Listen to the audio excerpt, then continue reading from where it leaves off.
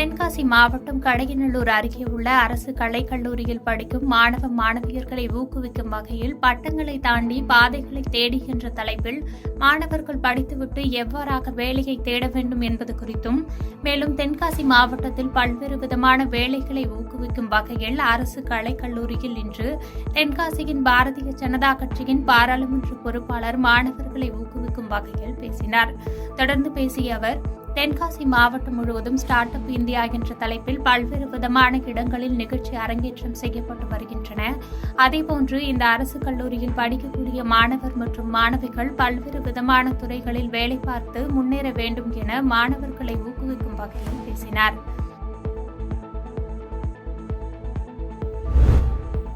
கோவை மாவட்டம் மேட்டுப்பாளையம் நகராட்சி குப்பை மேலாண்மைக்காக 58.40 லட்சம் மதிப்பில் கொள்முதல் செய்யப்பட்ட இலகு ரக வாகனத்தை மக்கள் பயன்பாட்டிற்காக நீலகிரி எம்பி ஆர் ராசா கொடியசைத்து துவக்கி வைத்தார்.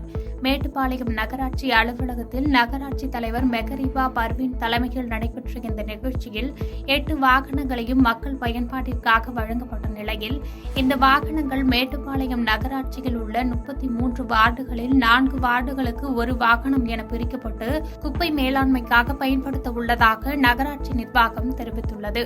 மேலும் இதன் மூலம் குப்பைகள் தேங்காமல் எளிதில் அப்புறப்படுத்த முடியும் என கருதப்படுகிறது.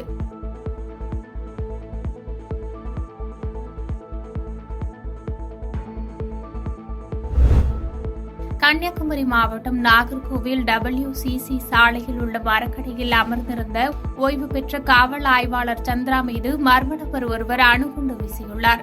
ஆனால் அந்த அணுகுண்டு அவர் மீது படாமல் அருகில் உள்ள வாசலில் விழுந்ததால் அவர் உயிர் தப்பினார். இதுகுறித்து வடசேரி போலீசாருக்கு தகவல் கொடுத்ததன் அடிப்படையில் போலீசார் சம்பவ இடத்திற்கு விரைந்து சென்று விசாரணை மேற்கொண்டனர். முதற்கட்ட விசாரணையில் சந்திரா என்பவர் 2002ஆம் ஆண்டு வடசேரி காவல் நிலையத்தில் ஆய்வாளராக பணிபுரிந்திருக்கிறார். அப்போது நாகர்கோவில் பகுதியைச் சேர்ந்த வருண் என்பவர் மீது 2002இல் வழக்கு பதிவு செய்திருக்கிறார். எனவே வருண் தற்போது அவரை கண்டதால் அணுகுண்டை வீசியது தெரியவந்தது. தொடர்ந்து வருண் குறித்து வடசேரி போலீசார் தீவிர விசாரணை மேற்கொண்டு வருகின்றனர். மயிலாடுதுறை மாவட்டம் நீடூர் ஊராட்சி கொற்றவநல்லூர் கிராமத்தைச் சேர்ந்தவர் ஜானேஸ்வரன். இவரும் அதே பகுதியைச் சேர்ந்த அன்பரசன் என்பவரின் சகோதரியும் காதலித்து வந்துள்ளனர். இருவரும் ஒரே சமுதாயத்தை சேர்ந்தவர்கள் என்பதால் பெண் கொடுக்க பெண் வீட்டார் ஒத்துக்கொண்டுள்ளனர். ஆனால் எப்போது திருமணத்தை நடத்துவது என்பது பற்றி எதுவும் பேசவில்லை. இதனால் ஜானேஸ்வரன் குடும்பத்தினர் கடந்த 6 மாதமாக அன்பரசனின் குடும்பத்தினரிடம் பெண் கேட்டு வந்துள்ளனர். இந்நிலையில் இரு தரப்பினருக்கும் இடையே வாக்குவாதம் ஏற்பட்டு கைகலப்பாக மாறியுள்ளது. அப்போது ஜானேஸ்வரனை தாக்கிய போது அதனை தடுக்க சென்ற சந்திரசேகரனை அரிவாள் உள்ளிட்ட கொடூர ஆயுதங்களால் தாக்கியுள்ளனர். தகவலறிந்து சம்பவ இடத்திற்கு சென்ற மயிலாடுதுறை போலீசார் இச்சம்பவம் குறித்து விசாரணை நடத்தி வருகின்றனர்.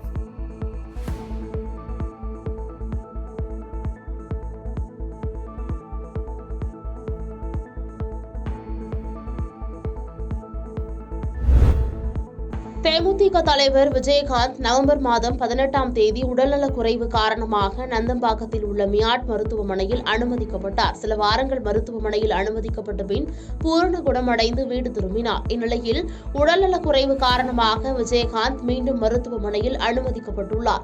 இதுகுறித்து தேமுதிக தலைமை கழகம் வெளியிட்டுள்ள அறிக்கையில், வழக்கமான பரிசோதனைக்காக விஜயகாந்த் மருத்துவமனை அழைத்து வரப்பட்டுள்ளார் எனவும், பரிசோதனை முடிந்து நாளை மறுநாள் வீடு திரும்புவார் எனவும் தெரிவிக்கப்பட்டுள்ளது.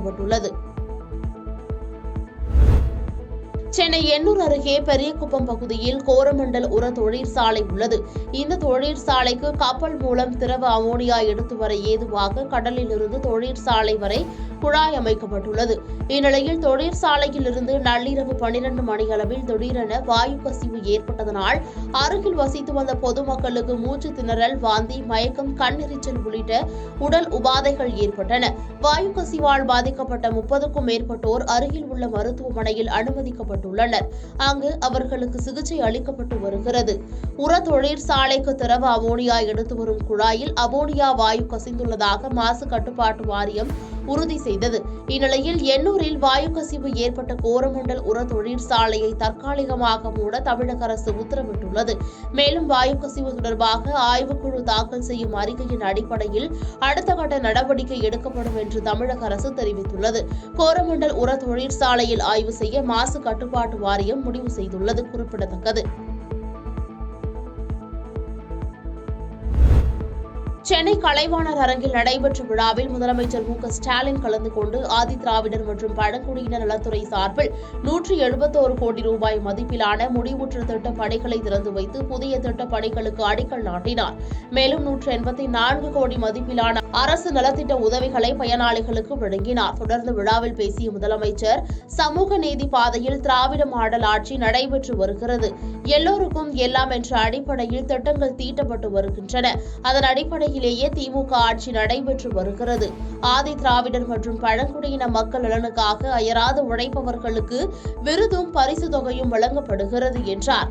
மேலும் மக்கள் மனதிலிருந்து சமூக வளர்ச்சியும் சிந்தனை வளர்ச்சியும் ஏற்பட்டாலே மாற்றம் சாத்தியமாகும் என்றும், இது எளிதல்ல, இதற்கான விழிப்புணர்வு பயணம் மேற்கொள்கிறோம் எனவும் தெரிவித்துள்ளார்.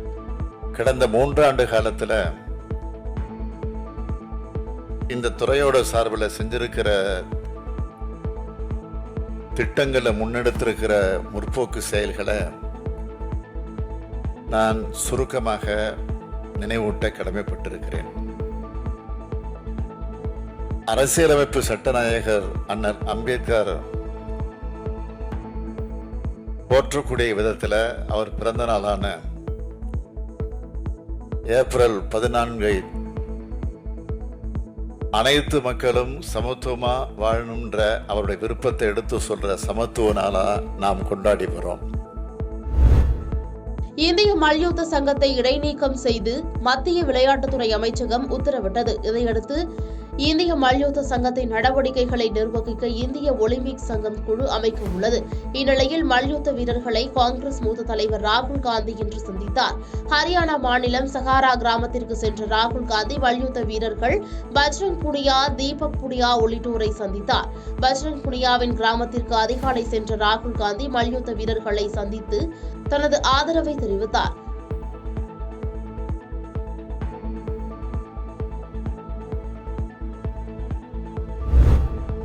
சென்னை எண்ணூர் கடல் பகுதியில் அமைக்கப்பட்டுள்ள கோரமண்டல் தொழிற்சாலையின் திரவ அமோனியம் எடுத்து வரும் குழாயிலிருந்து அமோனியா வாயு கசிவு ஏற்பட்டது. இதனால் மக்கள் மூச்சு திணறல் ஏற்பட்டு மருத்துவமனைக்கு கொண்டு செல்லப்பட்டனர். தற்போது அவர்களுக்கு சென்னை ஸ்டான்லி மருத்துவமனையில் சிகிச்சை அளிக்கப்பட்டு வருகிறது. இந்நிலையில் அமோனியா வாயு கசிவினால் உடல்நலம் பாதிக்கப்பட்டு சிகிச்சை பெற்று வருபவர்களை அமைச்சர் மா. சுப்பிரமணியன் நேரில் சந்தித்து நலம் விசாரித்தார். மேலும் அமோனியம் வாயு வெளியேறிய தனியார் தொழிற்சாலையை பொதுமக்கள் முற்றுகையிட்டு போராட்டத்தில் ஈடுபட்டு வருகின்றனர் என்பது குறிப்பிடத்தக்கது.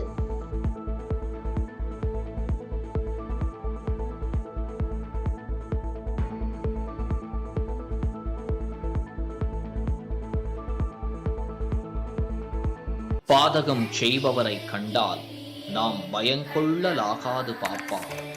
மோதி மிதித்து விடு பாப்பா, அவர் முகத்தில் உமிழ்ந்து விடு பாப்பா. அண்மை செய்திகளை உடனுக்குடன் தெரிந்து கொள்ள இணைந்திருங்கள் இயம்நாடு தொலைக்காட்சியுடன்.